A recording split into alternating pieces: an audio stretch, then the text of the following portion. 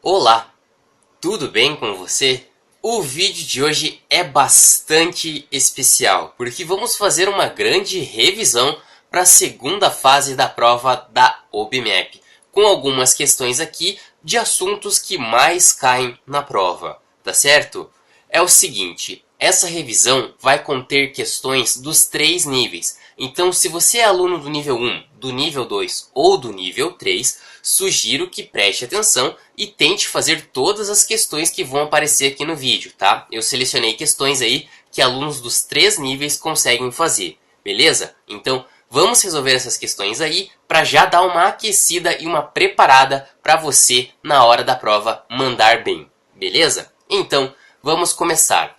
A primeira questão que vamos resolver aqui é essa. Envolve bastante a questão dos algarismos e a gente vai ter que brincar com eles, beleza? Dois números naturais formam um casal quando eles têm o mesmo número de algarismos e em sua soma aparece o algarismo 9.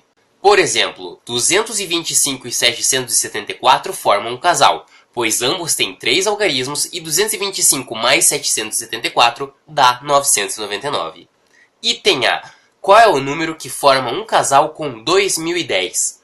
Beleza, esse item aqui para aquecer é bem tranquilo. Por quê? O que a gente vai ter que fazer é prestar atenção no seguinte, que o casal vai ter o mesmo número de algarismos. Então se 2010 tem 4 algarismos, o outro número que eu não sei, vou chamar de x, tem que ter 4 algarismos também, certo? E quando a gente soma esses dois números do casal, o resultado vai ter que ser necessariamente o número de 4 algarismos em que só aparece o algarismo 9, ou seja, 9.999.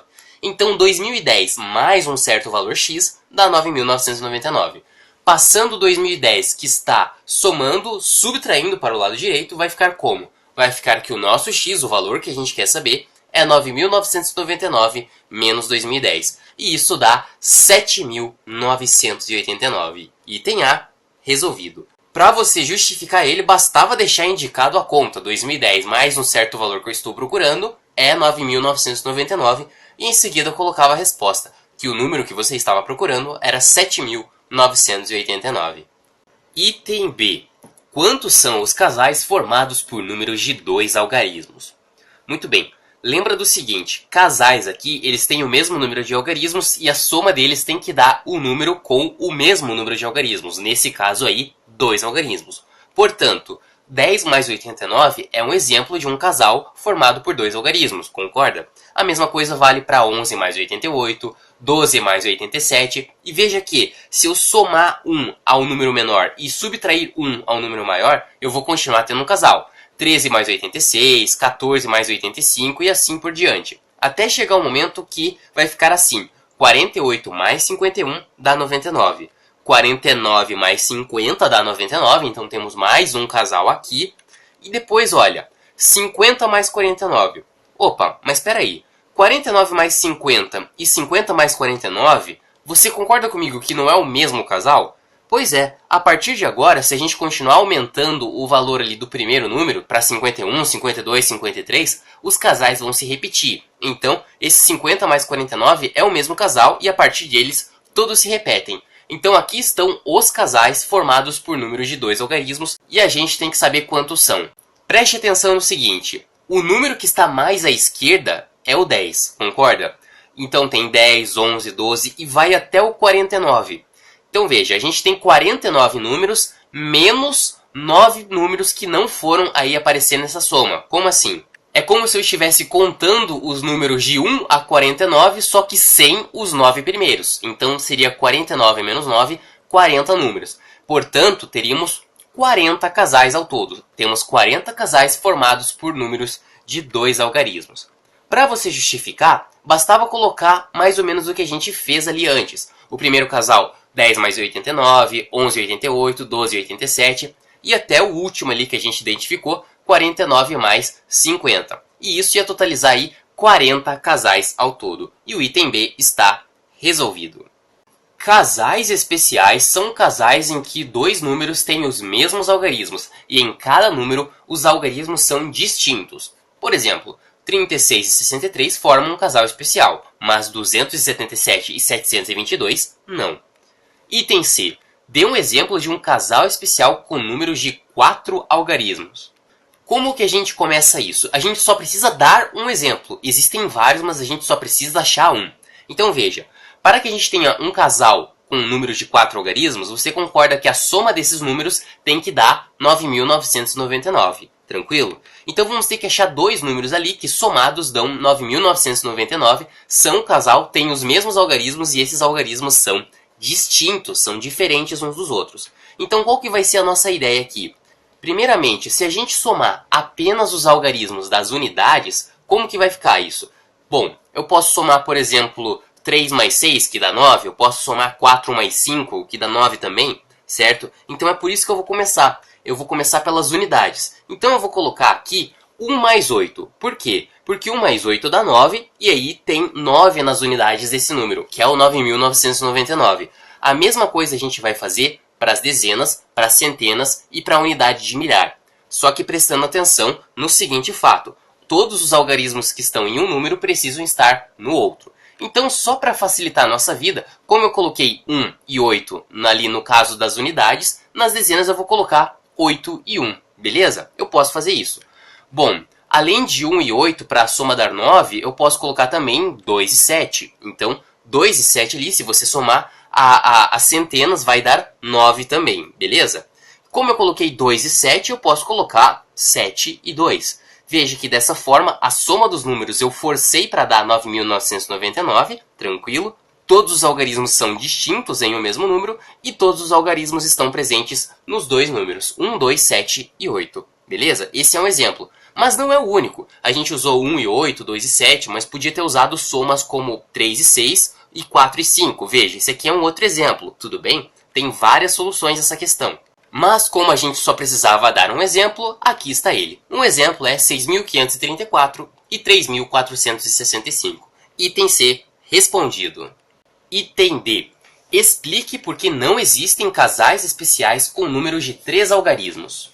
Isso aqui é bem comum na UBMAP. O item mais difícil da questão, que é o último, ele vai fazer o quê? Ele vai explique por que é impossível que aconteça alguma coisa. E a gente vai ter que justificar. Então, o item afirma para você alguma coisa que é impossível, que não tem como, e a gente vai ter que justificar. Aqui a questão está dizendo que não existem casais especiais com números de 3 algarismos. Bom, eu vou representar um número de 3 algarismos assim, ABC. C é as unidades, B são as dezenas e A é as centenas, tá certo? E esse número somado com algum outro número de 3 algarismos pode dar o nosso 999, certo? Para que seja um casal e um casal especial. Veja que eu estou assumindo ali que os valores A, B e C são números diferentes entre si, são algarismos diferentes entre si, tá certo? E a gente vai usar uma estratégia muito parecida com aquela que a gente usou no item anterior. Veja, C mais alguma coisa dá 9. Vamos supor que C mais B dá 9, tá legal? Veja, C mais B dá 9, e ali no caso, só quando a gente for somar as dezenas, B mais alguma coisa tem que dar 9. Bom, se C mais B dá 9, então B mais C dá 9, tá joia? E como os algarismos que estão no primeiro número ali em cima têm que estar embaixo também, temos que colocar o A ali embaixo. Mas tá vendo o problema? Bom, B e C até que vai, mas agora olha que esquisito. A mais A, e isso dá 9, lembrando que A é um algarismo. Tem como? Bom, 2A pode ser igual a 9? Pode se o A valer 4,5, mas como a gente está falando de algarismo, e algarismo é necessariamente um número inteiro, 4,5 não faz sentido, então não tem como. E como a gente escreveu isso de forma genérica, a gente está comprovando aqui que não tem como ter um casal especial com um número de 3 algarismos, certo? Porque quando a gente faz uma soma ali cujo resultado dá 9, que nem a gente fez C mais B para somar as unidades, no caso das dezenas foi a mesma coisa, a gente teve que inverter B mais C. E daí acaba que um número, um algarismo, vai ficar justamente embaixo do outro e essa soma vai dar 9. Só que isso não tem como acontecer. Então, não tem como o algarismo valer 4,5. E agora a gente tem que pensar bem como justificar. Aqui está uma sugestão. Veja, eu indiquei um número de 3 algarismos, ABC, e fiz a seguinte hipótese. Se existisse outro número que formasse um casal com esse ABC, a soma ia dar 999. Então tem dois casos, quando a gente for somar as unidades. C mais B dá 9 ou C mais A dá 9, tá certo? Se eu somar C mais C, ou seja, um algarismo mais ele mesmo, não tem como dar 9, tá legal? E daí o que vai acontecer? No primeiro caso, a soma dos algarismos das centenas, que foi o caso que a gente viu agora há pouco, ia ser A mais A, que é 9, o que é impossível. No segundo caso, se a gente fizesse a suposição que C mais A, que é o algarismo ali das centenas, é igual a 9, então ia sobrar que B ia ficar embaixo de B, e B mais B tinha que ser 9. O que também é impossível, o que também é absurdo, já que B é um número inteiro porque se trata de um algarismo. Então não há casais especiais com números de 3 algarismos. E a questão, o item D, está justificado. Beleza? Nossa próxima questão é essa daqui de geometria, que cai sempre na prova da UBMAP. Geometria é um conteúdo muito frequente. Vamos lá. Sara recortou 3 tiras retangulares diferentes de papel. Item A. Ela recortou a primeira tira em 3 retângulos iguais, como na figura abaixo. Com esses retângulos, formou um quadrado de 36 cm² de área. Encontre as medidas dos lados dos retângulos que ela recortou. O item A é bem tranquilo se você lembrar que raiz quadrada de 36 é 6. Tá, mas por que você ia pensar isso? Veja, formou um quadrado de 36 cm² de área. Bom, se a gente sabe a área desse quadrado, é só a gente tirar a raiz quadrada de 36 para a gente chegar na medida do lado do quadrado, certo? Raiz quadrada de 36 é 6, então 6 é o lado do nosso quadrado. E aí está. Veja, essa foi a forma que a Sara fez para formar um quadrado com a tira retangular que ela tinha inicialmente. E esse quadrado tem lado 6, tá joia? Bom, então uma dimensão desses retângulos menores é 6, certo? E a outra dimensão, se você parar para pensar, que é a altura, é 2, já que a gente tem um retângulo em cima do outro 3 vezes. Então aí estão as medidas. Então, para justificar, bastava você fazer um desenho ali e colocar as medidas, 6 e 2 centímetros, tá joia? Item A, respondido. Item B. Ela recortou a segunda tira em 6 retângulos de mesma largura e com eles formou um quadrado de 36 cm de área, como na figura. Encontre o perímetro e a área do retângulo indicado com asterisco. Bom, mais uma vez, o quadrado tem 36 cm² de área, então a sua lateral, o seu lado, mede 6 centímetros, beleza? E olhando com atenção, esses retângulos eles têm uma dimensão que mede 1,5 cm, porque veja, eu tenho 4 retângulos, concorda? De mesma dimensão, de mesma largura. Então eu tenho um em cima do outro 4 vezes. E essa soma aí dá 6 centímetros, então cada pedacinho ali, destacado em verde ou em azul, mede 1,5 cm. Agora vamos expandir um pouco essa figura aqui. Veja, como a gente viu que todos os retângulos têm a mesma largura, ou seja, 1,5, a gente pode fazer algumas suposições aqui. Olha ali no retângulo com um asterisco. O lado esquerdo mede 1,5, então o lado direito só pode medir também 1,5. E lembra que a dimensão do quadradão era 6 centímetros? Pois então, como a gente tem o pedaço verde de 1,5 e o pedaço azul de 1,5, aquele pedaço ali em laranja só pode ser 3, certo? Para que dessa forma a lateral do quadrado meça 6. Então quer dizer que a nossa outra dimensão do retângulo que estamos procurando é 3, certo? 3 em cima e 3 embaixo. E agora fica fácil, certo? Para que a gente consiga calcular o perímetro, é só somar todo mundo. 3 mais 3, mais 1,5, mais 1,5. E isso vai dar 9. E a área é só fazer uma dimensão vezes a outra, ou seja, 3 vezes 1,5, que dá 4,5 centímetros quadrados. Aí está o perímetro e a área. Para justificar, uma sugestão era essa. Você podia escrever mais ou menos assim. Sabemos que o lado do quadrado mede 6, certo? Já que a área do quadrado é 36 centímetros quadrados. E assim, a largura de cada retângulo é 1,5. De modo que as dimensões desse retângulo são 1,5 e 3. E assim você fazia as continhas. A área é 3 vezes 1,5, que dá 4,5. E o perímetro é 3 mais 3 mais 1,5 mais 1,5, que dá 9 centímetros. Item B, respondido. Item C.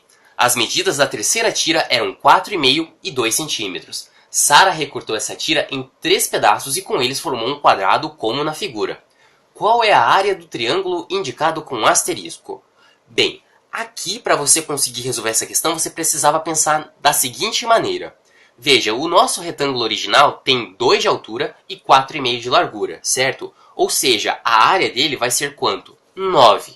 E se a gente recortou esses pedaços e formou um quadrado, a área do quadrado vai ser a mesma, já que estamos falando da mesma tira de papel. Ou seja, a área do quadrado só pode ser 9 também. Bom, e aí eu pergunto, qual que é o lado do quadrado que tem 9 centímetros quadrados de área? Bom, é só tirar a raiz quadrada. Raiz de 9 é 3. Então as laterais aí desse nosso quadrado são 3 centímetros. Agora repara nesse segmento roxo que mede 2 centímetros. A gente reconfigurou ali a colocação desses nossos pedaços, mas o pedaço de 2 centímetros continua valendo 2 centímetros. E aí que vem o detalhe. Se aquele pedaço mede 2, mais embaixo ali no nosso triângulo vai medir 1, tá certo? E veja aquele triângulo maior, a base dele é 3, certo? Quer dizer que o nosso desenho original, a base dele também é 3. E veja que no nosso retângulo original, a base é 4,5, só que 3 já é do pedaço verde. Se 3 já é do pedaço verde, então aquele outro pedacinho ali mede 1,5 para formar o 4,5, que é a medida original do nosso retângulo. Então veja, aquele pedaço marrom mede 1,5, e aquele pedaço marrom nada mais é do que aquele mesmo pedaço em que temos o outro lado do nosso triângulo, 1,5, tá certo? E vamos aumentar a medida dele aqui. Veja, ele tem 1 de altura e 1,5 ali na lateral. Esse triângulo, se você olhar bem, ele é um triângulo retângulo, ou seja, um triângulo que tem um ângulo de 90 graus. E para que a gente calcule a área dele, é só a gente fazer base vezes altura. Não entendeu? Eu vou colocar o mesmo triângulo de outra forma. Aqui, agora ele está em pé. É só fazer base vezes altura e dividir por 2, como em todo triângulo, tá certo? Então vamos fazer aqui. Base 1 vezes altura, 1,5, sobre 2. 1 vezes 1,5 fica 1,5, e 1,5 divididos por 2 fica 0,75. Então a área do nosso triângulo mede 0,75 centímetros quadrados. Para justificar, bastava dizer que a área da tira original era 9 centímetros quadrados, o lado do quadrado final era 3, e assim o triângulo tinha medidas 1 e 1,5, certo? 1 na vertical e 1,5 na horizontal. E assim era só fazer a área dele como base vezes altura sobre 2 e chegar na resposta. Questão resolvida. Nossa próxima questão aqui é de peças e tabuleiros, algo que a UBMAP ama de paixão cobrar nas suas provas, tá legal? Vamos aqui resolver essa questão. A peça ilustrada abaixo é formada por 4 quadradinhos de 1 cm de lado. Observe que o perímetro desta peça, ou seja, a medida de seu contorno, é 10 cm. Roberto forma a figura juntando duas dessas peças, sem sobreposição, e fazendo coincidir lados de quadradinhos. Item A. Roberto formou a figura abaixo. Qual é o perímetro desta figura? Muito simples. A questão falou para nós que a figura abaixo ali, a gente tem que calcular o perímetro. Só que cada quadradinho tem 1 centímetro de lado. Então é só a gente fazer ali a soma dos contornos dessa figura. Como assim? Veja. 1, 2, 3, 4, 5, 6, 7, 8, 9, 10, 11, 12, 13, 14, 15, 16. 16. O perímetro dessa figura aí é de 16 centímetros. Item A já acabou. Item B. Ajude Roberto desenhando uma figura com perímetro igual a 12 centímetros no quadriculado da esquerda e outra com perímetro igual a 18 centímetros no quadriculado da direita. Legal. A questão falou para nós que a peça original, uma peça original, já vai ter 10 centímetros de contorno, de perímetro, certo? Então se eu coloco uma peça aqui, já vai ter 10. Mas eu quero fazer uma figura com 12 centímetros de perímetro. Então veja, se eu colocar duas peças separadas, o perímetro total vai ser 20. Então vou ter que pensar de alguma forma de colocar duas peças que fiquem bem grudadas umas às outras para que o perímetro não fique tão grande. Então eu vou colocar dessa forma aqui. Vamos tentar. Se você contar com carinho qual que é o perímetro, você vai chegar na conclusão de que o perímetro é 12. Então eu encaixei bem uma peça na outra e cheguei no perímetro de 12 centímetros. Já no caso de pensarmos numa figura com 18 centímetros de perímetro, a ideia vai ser oposta. Como assim? Duas figuras separadas, duas peças separadas vão ter 20 centímetros de contorno, certo? E a gente quer formar uma figura de modo que o contorno dessa única figura tenha 18. Então, poucos lados ali dessas nossas duas peças vão ficar juntinhos, grudados. Então, uma forma, porque tem várias, era só você fazer algo mais ou menos assim. Colocar uma peça grudada na outra em apenas um lado, como está aí no exemplo. Se você olhar com atenção, o perímetro dessa figura é 18. Essas foram apenas algumas sugestões de como resolver. Você precisava desenhar de um jeito de modo que desse 12 e de outro de modo que desse 18. E tinha várias formas. Aqui na justificativa, que nem tem nessa questão, era só você fazer o desenho mesmo, que o item B estava respondido. Item C. Explique por que Roberto nunca conseguirá formar uma figura com perímetro igual a 15 centímetros. Lembre-se de que Roberto sempre faz coincidir lados de quadradinhos. Temos aqui uma peça. Como a gente já viu antes, essa peça tem um contorno de 10 centímetros, então o perímetro aí é 10. Se a gente pegar duas peças, o que vai acontecer? O perímetro vai ser 20, certo? 10 de uma peça e 10 de outra.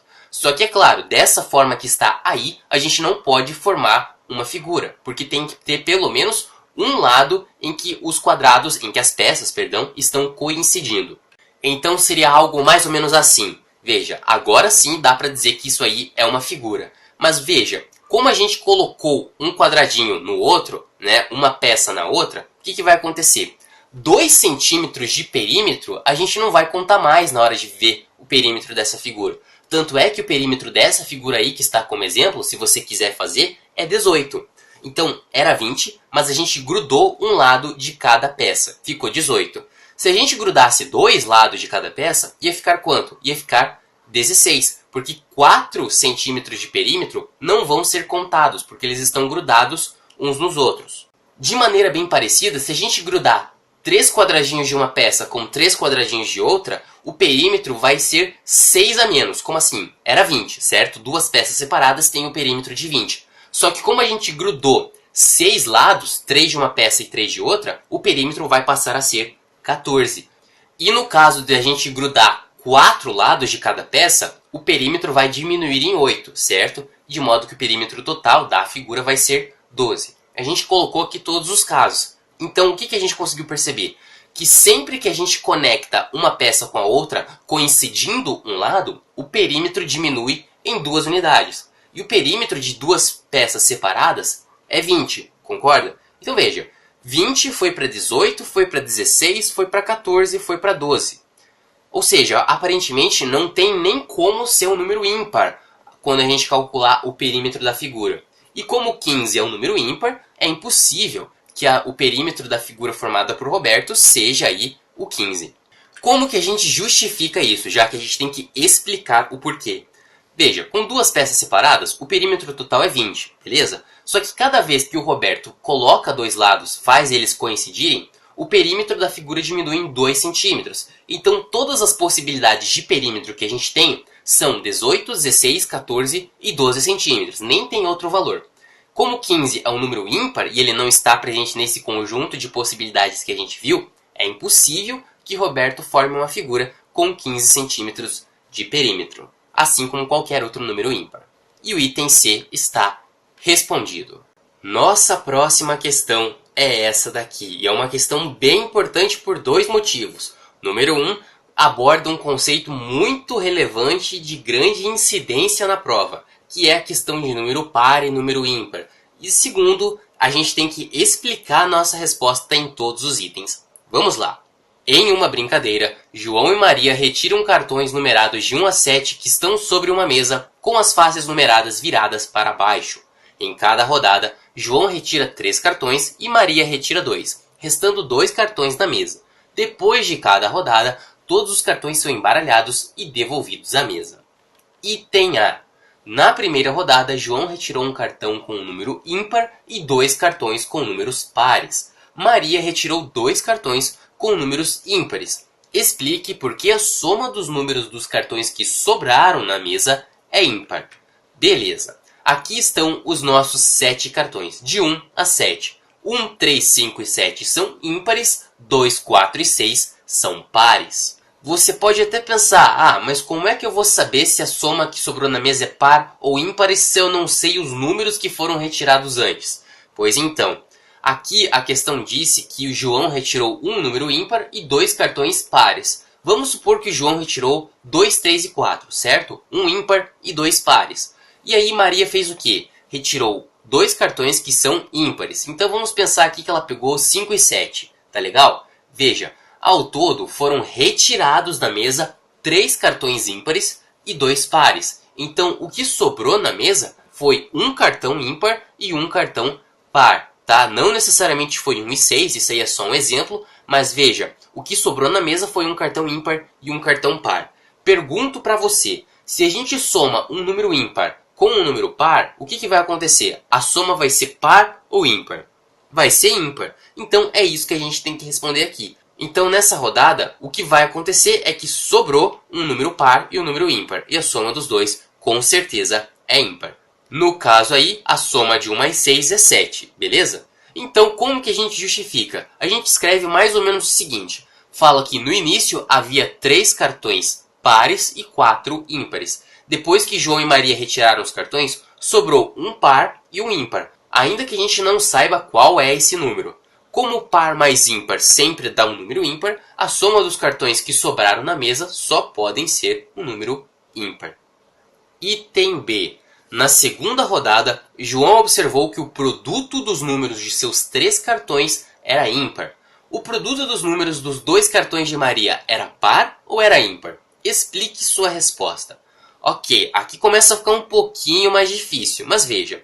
Se a gente pensar na multiplicação dos números, é só você pensar em exemplos mesmo. Veja, se eu multiplicar um número par por outro, o resultado vai ser par. Por exemplo, 4 vezes 6. Isso vai dar 24 e 24 é par. Se eu multiplicar um número par com um número ímpar, ou um número ímpar com um número par, tanto faz aqui a ordem, vai dar um número par também. Por exemplo, 2 vezes 7, isso dá 14, que é par. Se eu multiplicar dois números ímpares, o que vai acontecer? Vai dar um número ímpar também. 3 vezes 5, por exemplo, dá 15, e 15 é ímpar. Em outras palavras, só dá para garantir que uma multiplicação, um produto, é ímpar quando todos os fatores, todos os números que estão sendo multiplicados são ímpares. E veja que interessante, o que o João observou aqui quando ele olhou os 7 cartões, quando ele olhou, na verdade, os 3 que ele havia pego, é que o produto dos cartões que ele pegou era ímpar.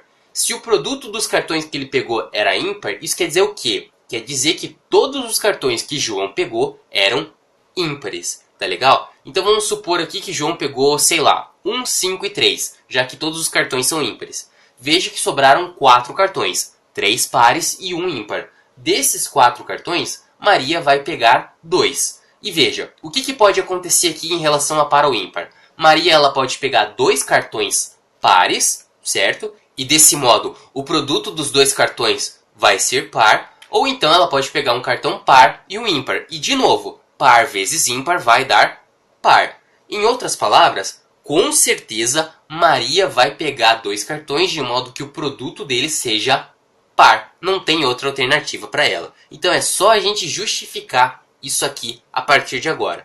Veja, mais uma vez a gente coloca a seguinte premissa. Há 4 cartões ímpares e 3 pares na mesa. Para o produto do João ser ímpar, já que ele pegou 3 cartões, todos esses cartões têm que ser ímpares. E dessa forma vai sobrar na mesa um ímpar e 3 pares para Maria pegar. Então Maria sempre vai pegar pelo menos um cartão par. E como a gente viu, para que a multiplicação seja ímpar, todos os números têm que ser ímpares. Só que como Maria com certeza vai pegar pelo menos um cartão par, pode ser os 2 também, o que vai acontecer? O produto dos 2 cartões que ela pegar sempre vai ser par em função disso. Item B, resolvido. Item C. Na terceira rodada, João olhou os seus 3 cartões e concluiu acertadamente que a soma dos números dos 2 cartões de Maria era par. Quais foram os cartões que João retirou? Explique sua resposta. Ok, vamos pegar mais uma vez os 7 cartões. 1, 3, 5 e 7 são os ímpares, 2, 4 e 6 são os pares. A questão diz aqui que João olhou os cartões e já soube que a soma dos cartões de Maria era par. E a gente tem que saber quais cartões que João pegou. Vamos usar uma pequena colinha aqui. Veja, se eu somar 2 números pares, por exemplo, 2 mais 4, isso vai dar um número par, que seria o 6. Se eu somar um número par com um número ímpar, por exemplo, 2 mais 3, isso vai dar um número ímpar, que é o 5. Se eu somar um número ímpar com outro número ímpar, por exemplo, 7 mais 9, isso vai dar um número par, que seria o 16. Tá? É importante você ter isso em mente. Por quê? Porque veja, O João ele vai garantir para a gente que a soma dos números de Maria, a soma vai ser par. Então vamos pegar um exemplo qualquer. O João retirou, por exemplo, os números 1, 2 e 3.